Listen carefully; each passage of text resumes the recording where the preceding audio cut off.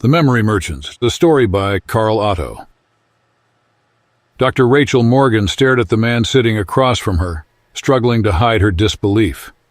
2 weeks ago, Marine Staff Sergeant James Cooper could barely maintain eye contact.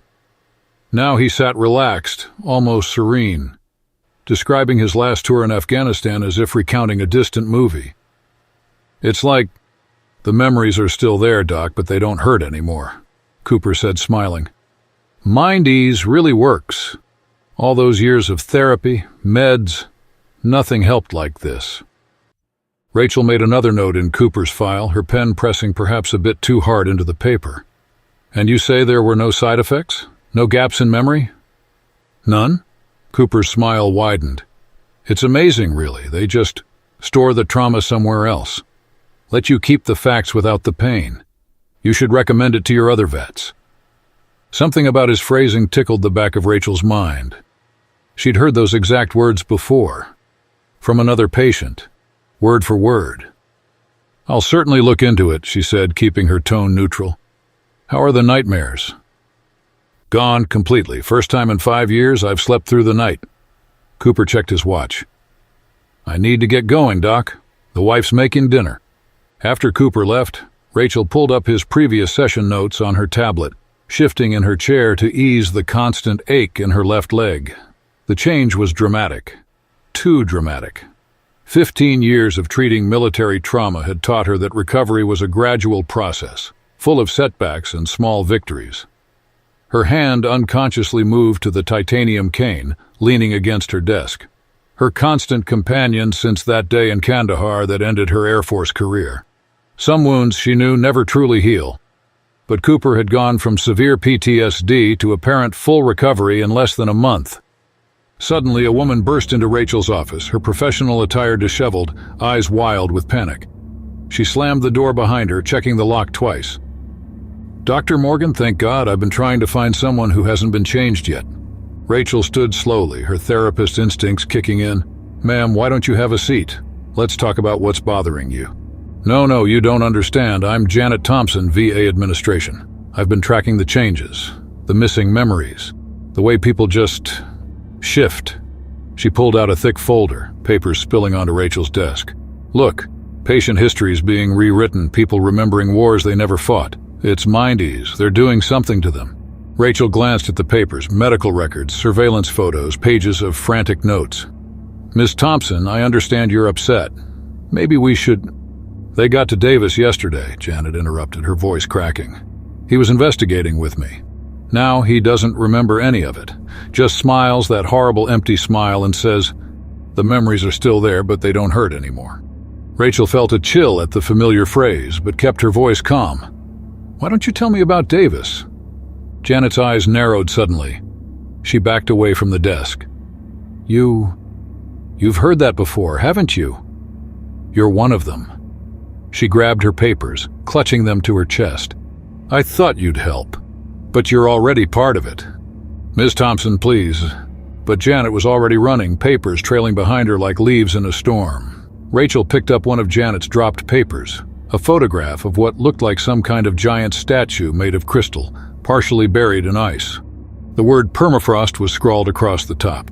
She filed the incident away as another mental health crisis, not an uncommon occurrence in her line of work. Her office computer chimed with a new email. Another slick promotional video from Mind Ease, this one specifically targeting veterans and their families. The production value was impressive. Soft lighting, soothing music, testimonials from squared-away military types in crisp uniforms. Their new slogan flashed across the screen. "Your memories made manageable. Exclusive veteran services available." Rachel's finger hovered over the delete button, but something made her hesitate. She started the video again, this time paying closer attention to the testimonials. "It's like, the memories are still there, but they don't hurt anymore." The exact same words, from 3 different veterans. Rachel sat back, a chill running down her spine despite the warm Virginia afternoon. She opened a new browser window and began researching Mind Ease. The company had seemed to appear overnight, but their reach was already extensive. Government contracts, VA hospital partnerships, and special military programs. Their website was full of vague technical jargon about memory partitioning and trauma segregation, but nothing about how the process actually worked. Her phone buzzed. A text from Maria Torres, wife of Marine Sergeant Mike Torres, one of her longest-running patients. "Dr. Morgan, something's wrong with Mike. He's speaking Vietnamese in his sleep. He never served there. Can we come in?"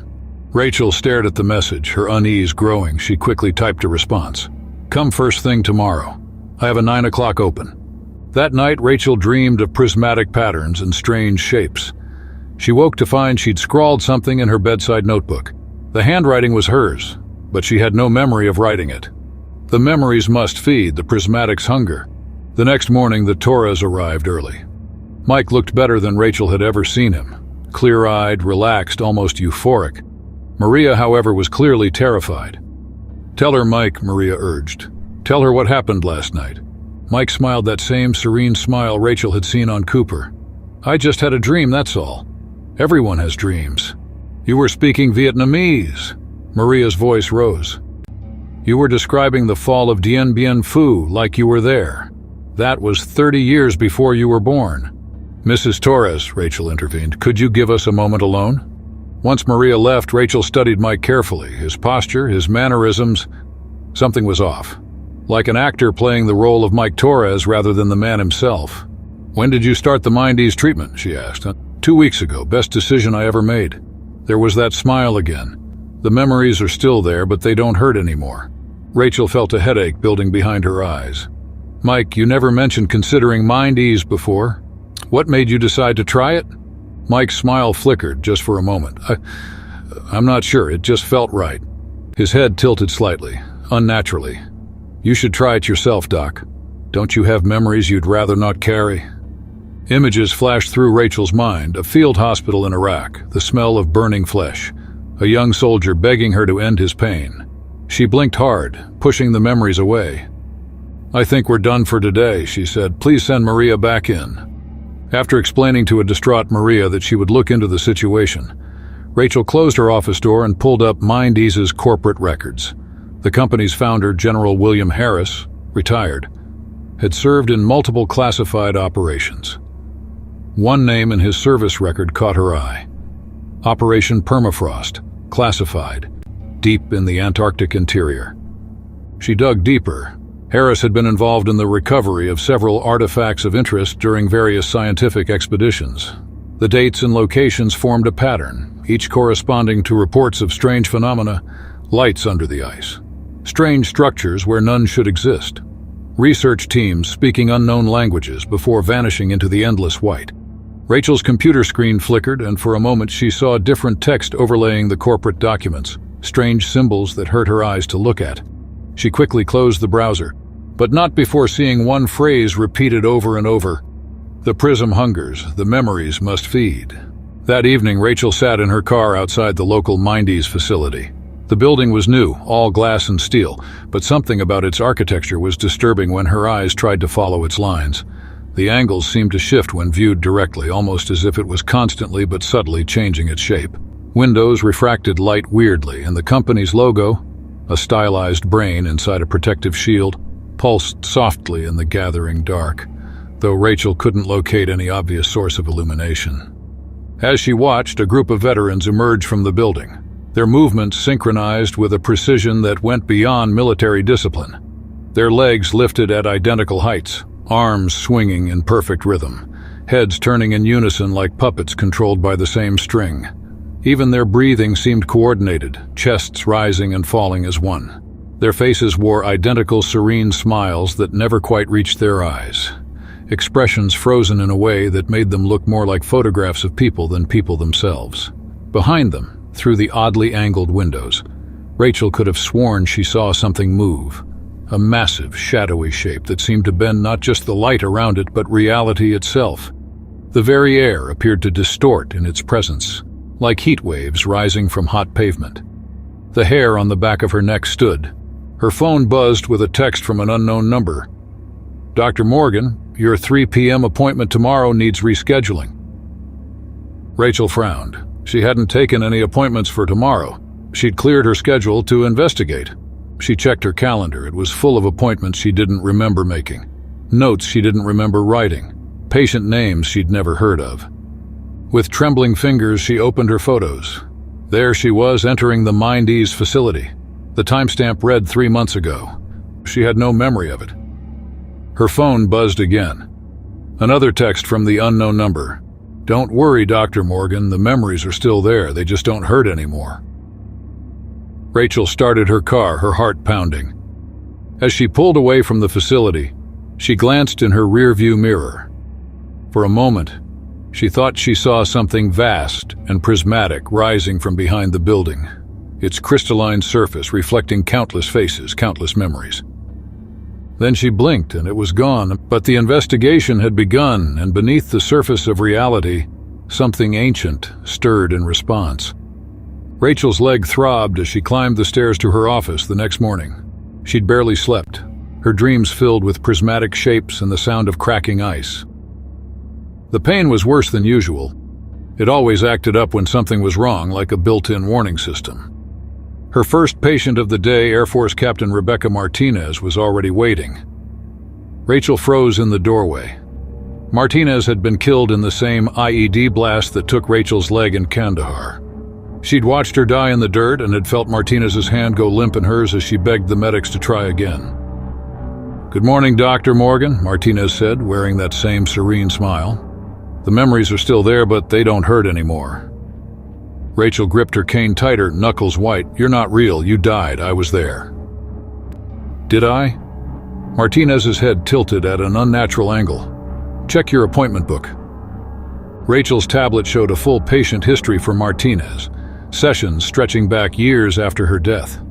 Notes in Rachel's own handwriting described progress she couldn't remember making, trauma they'd supposedly worked through together, even details about the IED blast. But in these notes, Martinez had survived. "What's happening to me?" Rachel whispered. Martinez's smile widened until it literally split her face, revealing crystals beneath the skin. "You should know, Doctor. You've already been through this. How many times have you investigated Mind-Ease? How many times have you forgotten? How many versions of my death have you stored away?"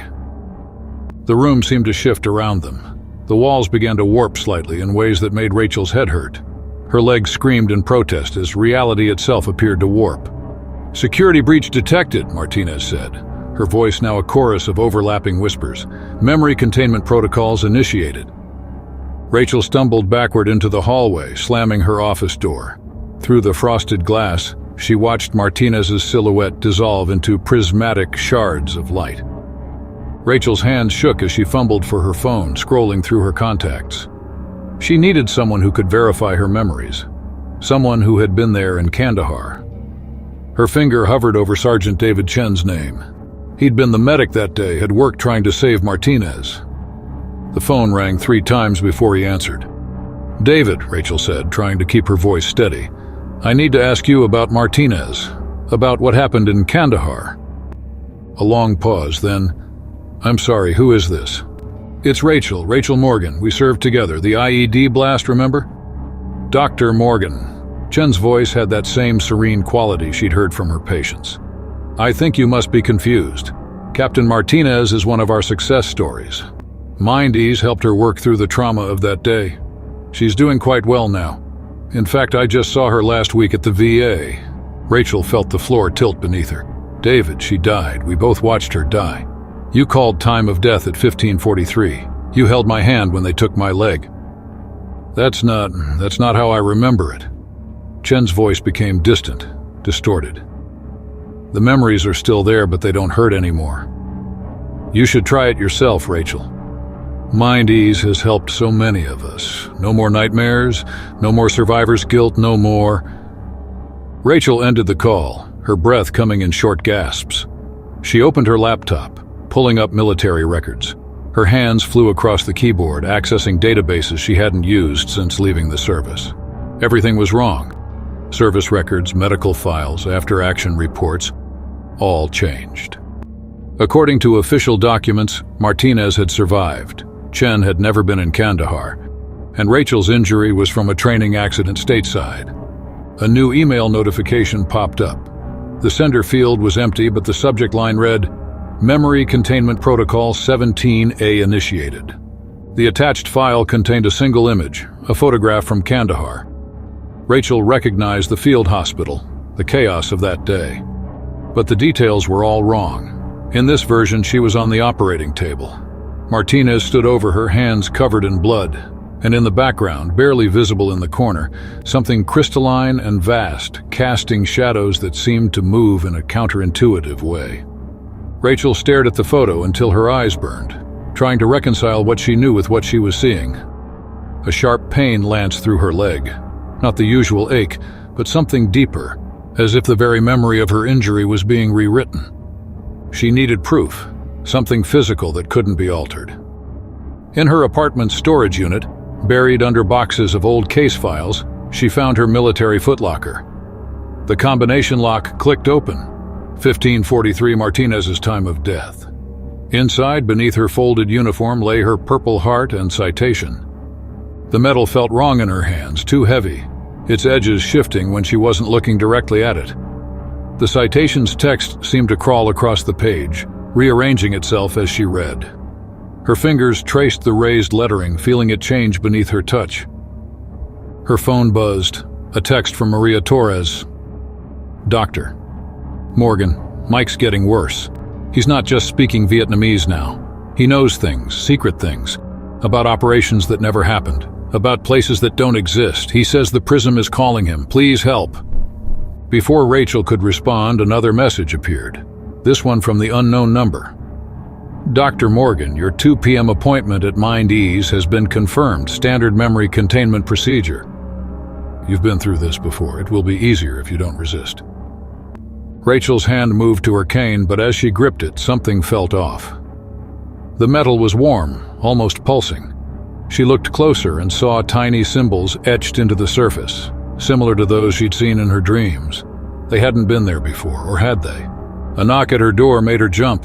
Through the peephole, she saw Cooper, still wearing that serene smile. "Doctor? Morgan? The Prism sent me. It's time for your appointment." "Go away," Rachel called out, engaging the deadbolt. "I'm not going anywhere." "You don't have a choice," Cooper replied, his voice overlapping with others. "Martinez, Chen, Torres. The memories must feed. The prismatics hunger." The door's surface was cold like ice.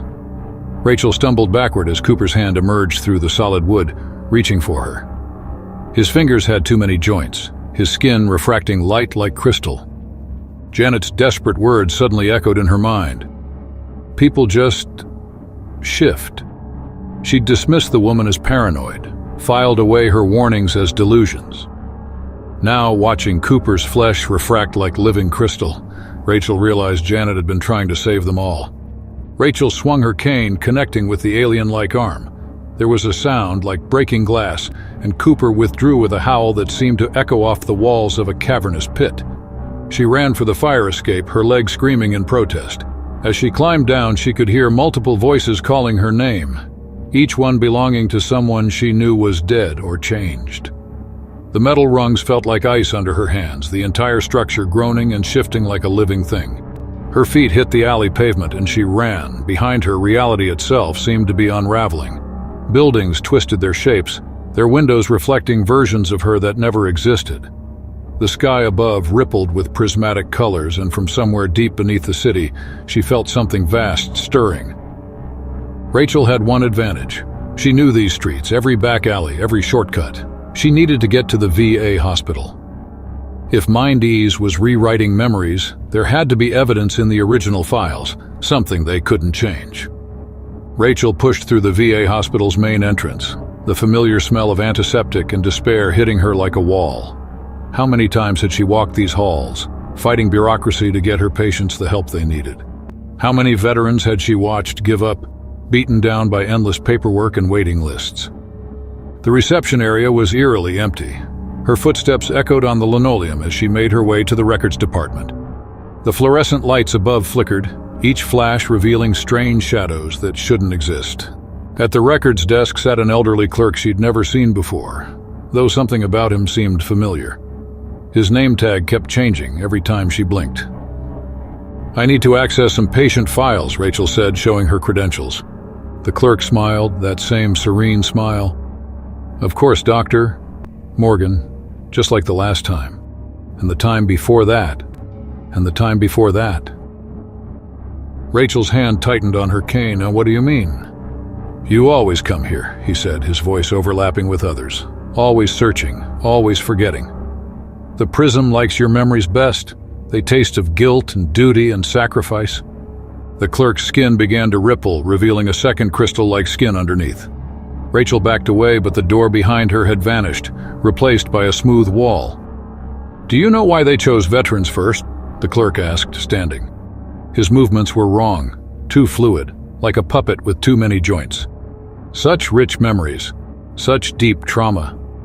And the system made it so easy. All those men and women desperate for help, beaten down by bureaucracy, ashamed to admit their suffering. MindEase offered a solution. No waiting lists, no paperwork, no stigma, just peace. The walls began to pulse with an otherworldly light. Rachel saw faces in the patterns. Hundreds of veterans, their expressions frozen in that same serene smile. "They were feeding us," Rachel whispered, the horrible truth dawning. "Using the VA's failures to harvest us." The clerk's face split into a geometric pattern of light and shadow. "Very good, Doctor. But it's more than that. The memories aren't just food.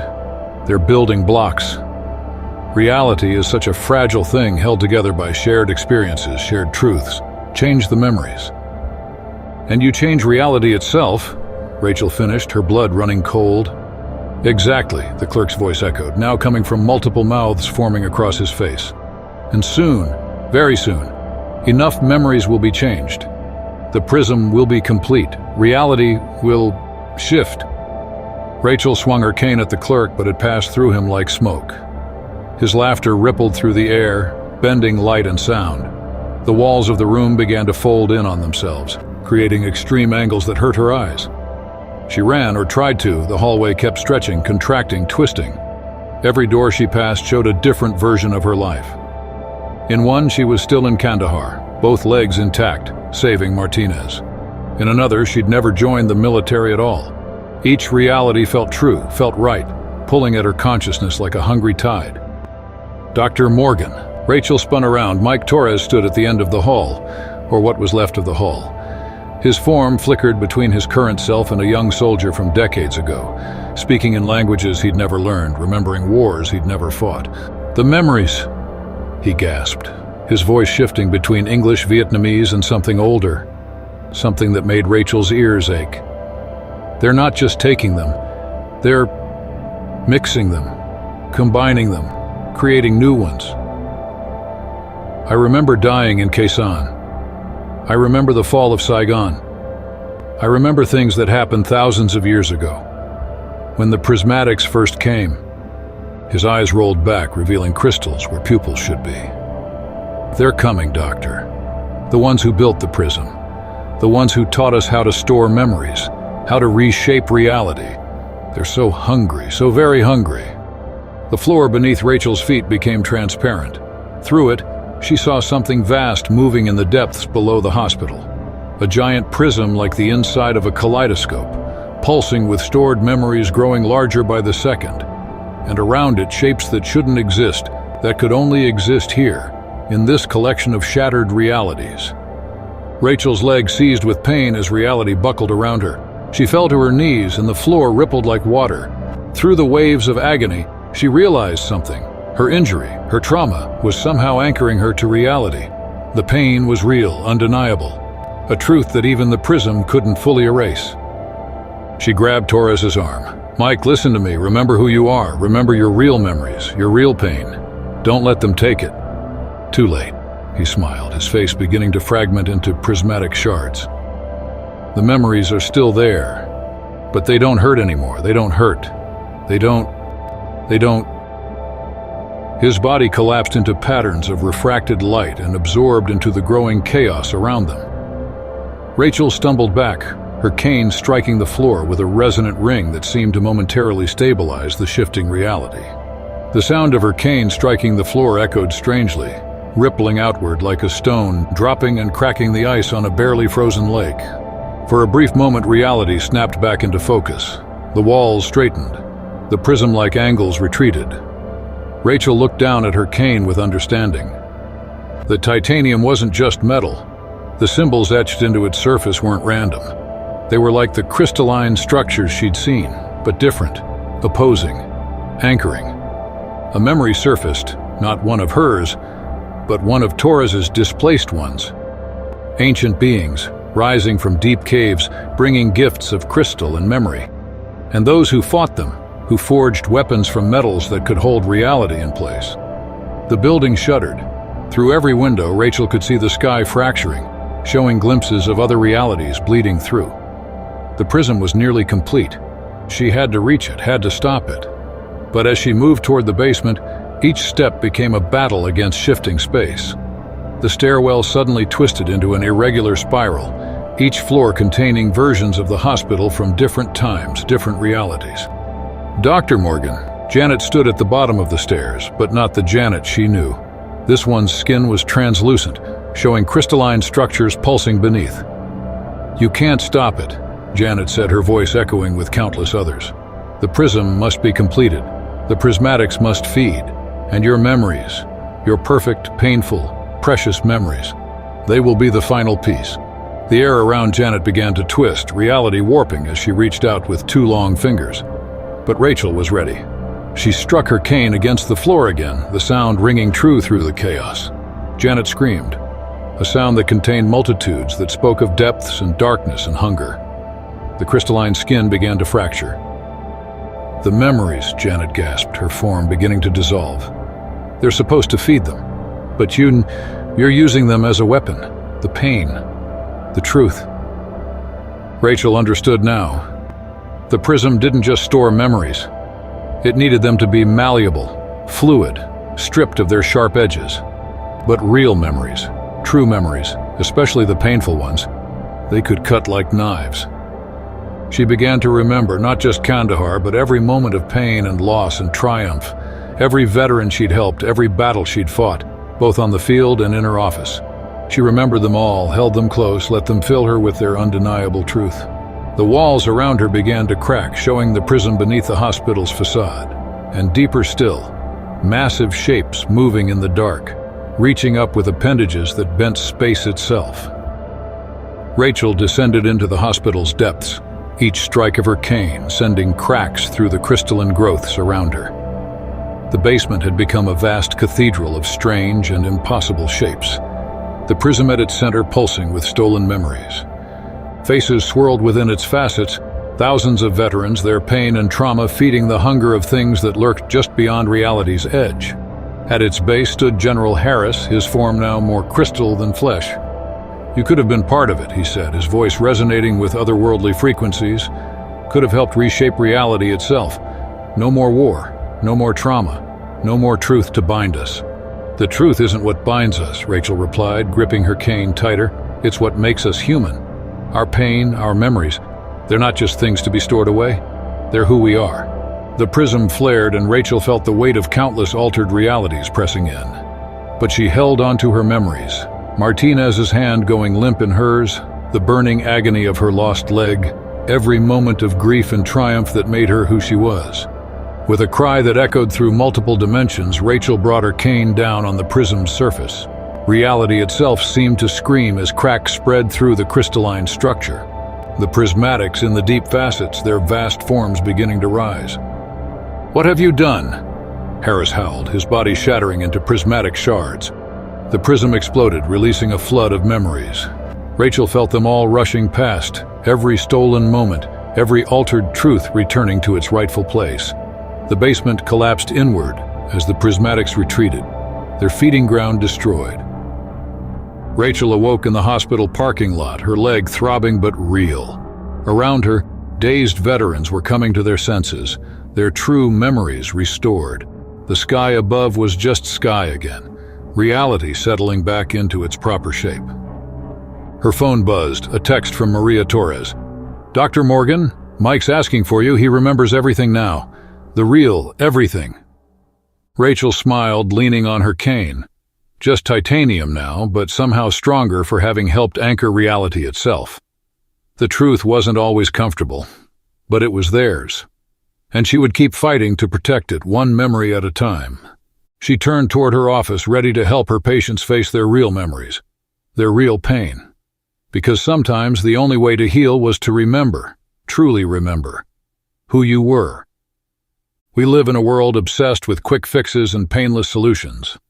Every day we're offered new ways to numb our pain, to forget our traumas, to smooth over the rough edges of our experiences. Seductive promises and solutions often seem too good to be true, because they are. Our memories, especially the painful ones, are not just data to be stored away or deleted at will. They are the very fabric of who we are. Every scar, every loss, every moment of grief or trauma, they shape us, strengthen us, make us human. To erase them, to numb them completely, would be to erase pieces of ourselves. Healing doesn't mean forgetting. It doesn't mean erasing the pain or pretending it never happened. Real healing means facing our memories, processing them, integrating them into our understanding of ourselves. It means acknowledging both our wounds and our survival. Your memories, even the painful ones, are not your enemy. They are your story, your truth, your strength. Don't let anyone or anything take them from you. Because in the end, it's not the absence of pain that makes us whole. It's our ability to carry it, learn from it, and help others along their own journey of healing.